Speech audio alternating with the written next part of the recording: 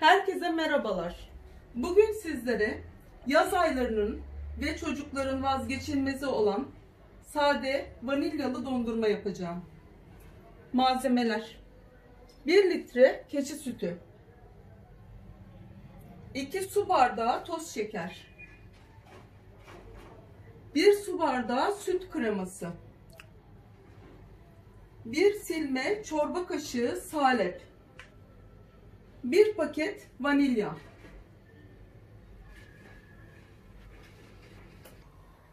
Öncelikle dondurmamızı yapmaya başlıyoruz. Öncelikle keçi sütüm var.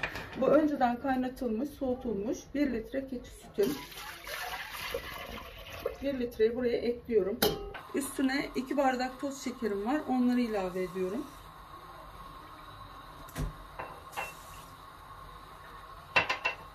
Önce bir karıştıracağım.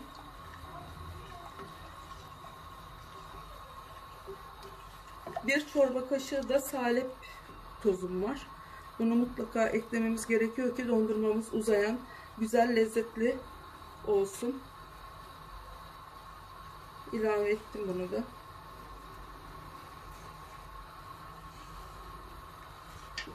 Şimdi güzelce karıştırıyorum. Daha sonra mikser yardımıyla pişene kadar, kaynayana kadar bol bol havalandırarak karıştıralım ki dondurmamız güzel, lezzetli olsun.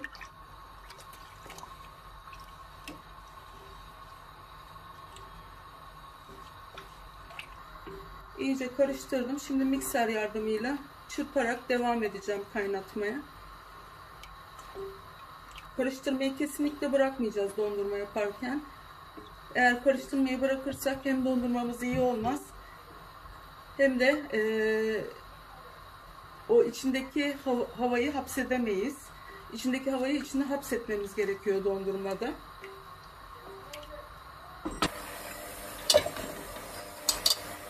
Mikserime geçtim. Şu anda mikserle yavaş çırpma ayarında sütümü, şekerimi, hatta salebimi hepsini birden çırpıyorum. Çırparak pişiriyorum. İyice kaynayacak.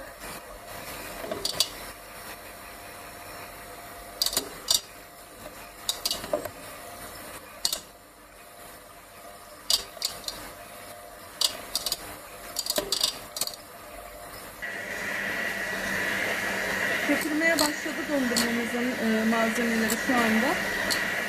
Bu şekilde derece dondurmayı yaparken kesinlikle karıştırmayı bırakmayacağız. Çünkü karıştırdıkça dondurmamızın malzemeleri yoğunlaşmaya başlıyor. Kaynadıktan sonra da 5 dakika kadar ateşini kapatmadan, altındaki ateşi kapatmadan bu şekilde savurarak, hatta bu şekilde blender yardımıyla çırpmaya devam edeceğiz. Gördüğünüz gibi kaynamaya başladı ama bırakmayacağım.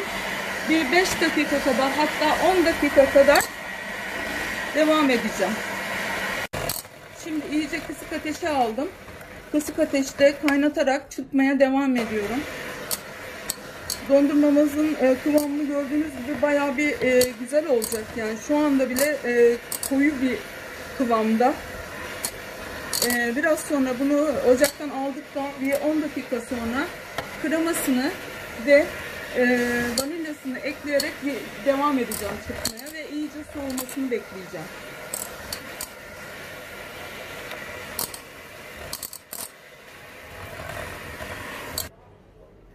Şimdi ocaktan indirdim. Ben ocakta kaynadıktan sonra bir 10 dakika kadar daha çırparak pişirdim. Mutlaka o şekilde yaparsanız çok daha güzel sonuçlar elde edebilirsiniz. Şu anda artık soğutma aşamasına geldim. Biraz soğuyacak. Böyle savurtarak soğutmaya çalışıyorum. Ondan sonra diğer malzemelerimi ekleyip tekrardan bir çırpma işlemi yapacağım.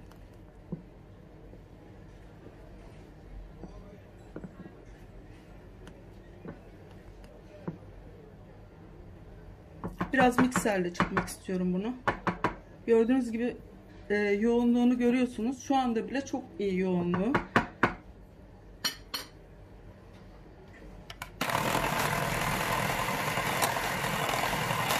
Ne kadar çok çırparsanız dondurmayı o kadar güzel olur. Çok daha iyi bir sonuç elde edersiniz. mutlaka çırpın. Elinizden geldiği kadar çırpın.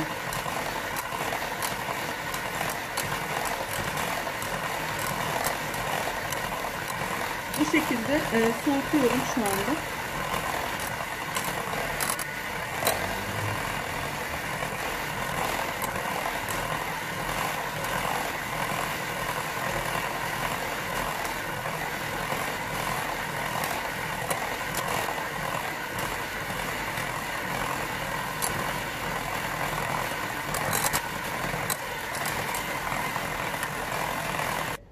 Şimdi bir su bardağı kremamız vardı. Onu da bu şekilde ekliyorum. İçine de bir tane vanilyamız vardı. Onu da ekleyeceğim ve önce bir çırpma işleminden geçireceğim.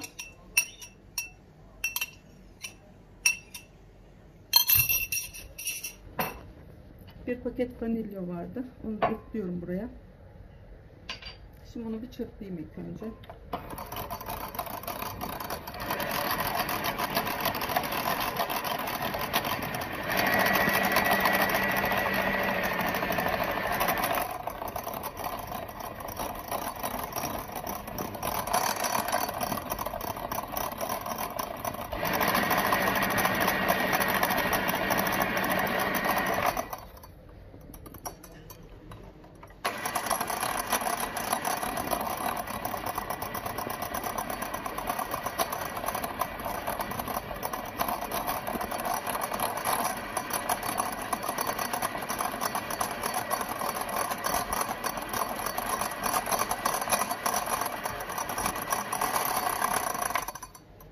Bu kadar çırpmamız yeterli. Şimdi çırpmış olduğum kremayı dondurmamın içine ekliyorum.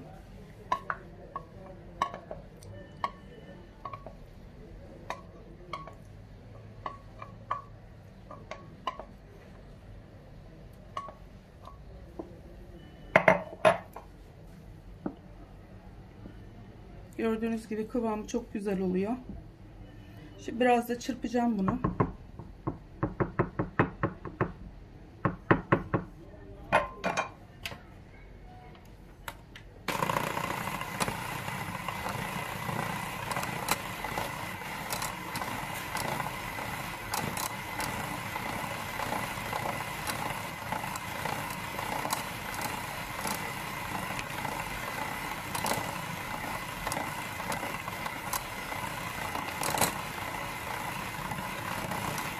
Yoğunluğunu artık baya görüyorsunuz. Baya yoğunlaşmaya başladı.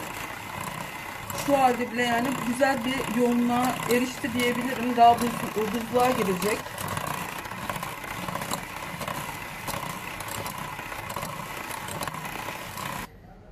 Şimdi yeterince az sıcaklığa ulaştı. Şimdi artık buzluğa koymanın vakti geldi. Şimdi kapağını kapatıp bunu buzluğa koyacağım.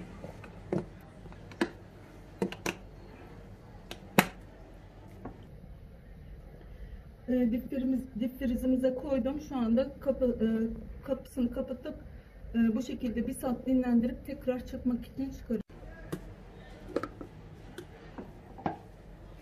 Şimdi görüyorsunuz kıvamını. Şimdi ben bunu çırpacağım. Çok güzel bir kıvam almış buzdolabında. Bunun sebebi de kullandığımız salepin iyi olması. Çok fazla salep satılıyor piyasada ama dikkat edin, iyi olmasına dikkat edin. Pahalı, bayağı bir pahalı. Şu anda 650 lira civarında aldım. Gördüğünüz gibi çok güzel bir kıvam oldu. Bu şekilde tekrardan buzdolabına koyup kapağını kapatıp devam edeceğim. Gördüğünüz gibi dondurmamız olmaya başlamış. Şu şekilde size gösterebilirim. Bakın. Şu şekilde bakın uzayan bir dondurma oluşmaya başlamış. Tabii daha ortalar su. Yani daha su dediğim yani sıvı şekilde. Şimdi karıştıracağım. Biraz da mikserle karıştıracağım ama bakın. Dondurmam olmaya başlamış. Çok sevindim. Şimdi mikserle çırpmaya devam edeceğim. Biraz şöyle kaşıkla bir karıştırayım.